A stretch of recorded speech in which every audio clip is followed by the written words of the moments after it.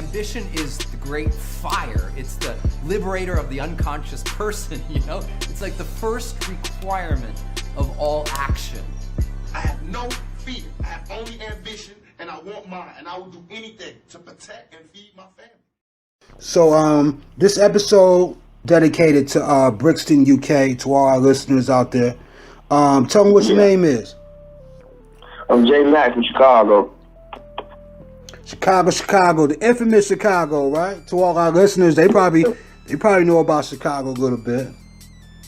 So, yes, sir. I'm from the South Side. So, and we speaking of Chicago, and let's just say I'm gonna put you on the spot a little bit. Give me 3 words that you feel describe Chicago. Hard work, strong, and exotics. And exotics. Okay. Now, if any one of those words that you describe, you want to elaborate, you got to elaborate on one. Take us deeper. I can elaborate on exotic. Okay. I mean, by exotic, I mean wild, crazy, different. So, basically, if you ain't never been somewhere like Chicago, you're gonna get the exotic experience. You step down in this way. Okay. And give me an example of exotic, because when we think of exotic, we're thinking, a lot of people will think like sexual, and that cannot be all the case. So, give me an example of what you mean by exotic. Give me an example. It is special. You come to that city, it's beautiful, man. You got the lakefront, you got downtown, you got all the enjoyment, especially one of the best places in the world. I would say special is Navy Pier. Okay. All right. So it's a very special place, an exotic place to be, bro. All right. Okay. So, you been in Chicago all your life? You was born and raised? Yeah, I was born and raised in Chicago. Okay. So what neighborhood did you grow up in? You said you grew up on the South Side all your life, but when you was like a youngin', like fresh off the porch, right? You know what I'm saying? Did you, what neighborhood did you grow up in? So I grew up in the Chatham neighborhood, bro. That's basically South Side, 79th, you know what I'm talking about?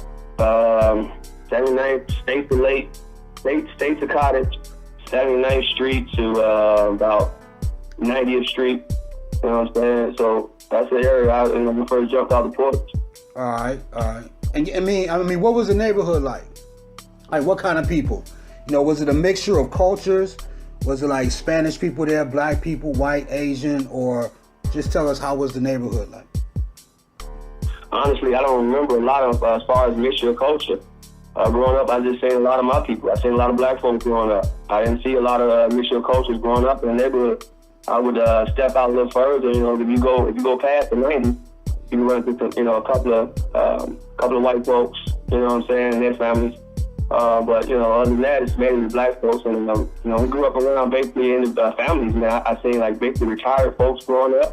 Okay. I seen people that own homes and things like that growing up.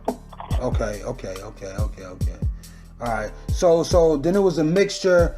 Then in your neighborhood around like that time, it was a mixture of hardworking people, 9-to-5 people. Then it was a mixture of other people doing whatever. You know what I'm saying? But you seen like representation of people like, doing good. For sure. I mean, that's basically what I've seen in my neighborhood coming up mainly. I would say at least 99%, 1%, maybe anything opposite. Okay. So if we take it from outside the neighborhood and we bring it into the household, how was the family, you know what I'm saying? How was like moms and pops and everything? Like how was that type of thing? Did you have like sisters and brothers around you to like influence kind of like the art? Because sometimes like the dad could play the drums and then the kid will be there and be like, you'll listen to that, and that'll help influence, whatever artistic talents you may have in the future. But how was that core? Right. I'm gonna give you a good example of that. Me and mom's best friends. Pops kind of checked out early. You know what I'm saying?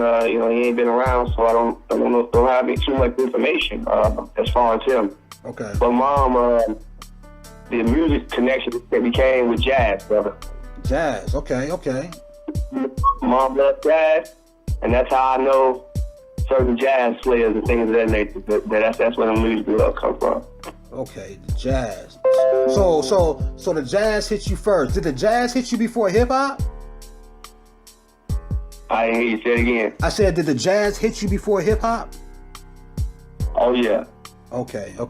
So the jazz hit you before hip Growing hop. up, I listened to jazz and opera. Jazz and opera. So was your mom's like a singer, or she just liked the music? She was all into jazz. She would go to the festival. She would go to concerts. She would go to clubs. She was just all about the jazz. She would order the CDs online. All about the jazz. Damn. Okay. Love the trumpet player. So give me an idea. Give me an idea to some like the stuff that you heard, like some of the the records or the songs and everything like that you heard. I remember Kenny G. Kenny G. Okay. It's a song in my head right now that plays consistently. I can probably hum it a little bit, things like that. It's one song that plays consistently. What I do remember is just a wide range of beautiful music. I mean, jazz to me, bro, I was just listening to the instrument, and it was just amazing. Listen to all the different instruments. At a young age, I was surprised to recognize that. Okay. And when you listening to the jazz, and this is like with music, because music makes us feel a certain way. So as a kid, you got your outside environment, but sometimes the kids like to go home and put the headphones on and listen to music. So how did the jazz make you feel? Like, give us an example. I'm sorry, bro. No, go ahead. Jazz took me into I would say a more comfort zone type situation. I would put those headphones. Actually, I had headphones with the jazz because my mom bought me the CD player. Okay. And I would put those headphones on, go somewhere in the corner, and listen to a whole bunch of jazz, bro. Damn. Did anybody like any of the homeboys who didn't really listen to jazz? They'd be like, "Hey man, what you listening to?" And they started tripping or what? Mainly coming up, I was a loner, so I didn't really hang out too much with like crowds and things of that nature. I had one or two jams and things like that, but I can't remember them asking me anything. They was mainly into their little world about what they was about, Right. I got you. So we looking around this age and everything. I mean, what age do you probably feel like right around this time when you really started being introduced? Around what age you think it was? I was about 7, 8. About 7 to 8. All right. So that's like elementary school. 7 to 8. So elementary school. So when you getting hit with the jazz, what did the jazz inspire next as an art? Was it drawing? Was it music? How did it elevate to the next level? Basketball. Became my. Yep. Okay. Basketball. Was you cold or was you high? Or which one? What position you play? Let's put it like this, man. I played for one of the best schools in Chicago, Julian Jaguars. I played to the 2 position. I played against some of the best guys in the world. I can name some: LeBron and Andre Iguodala. You can look up my game. They played against LeBron James, Julian Jaguars versus high school. When he was still in high school, he was a senior that year. So we had a good time. I enjoyed myself playing basketball. I had a good coach. Okay. So what was basketball in competition with the jazz? Because you still feeling the jazz too, but.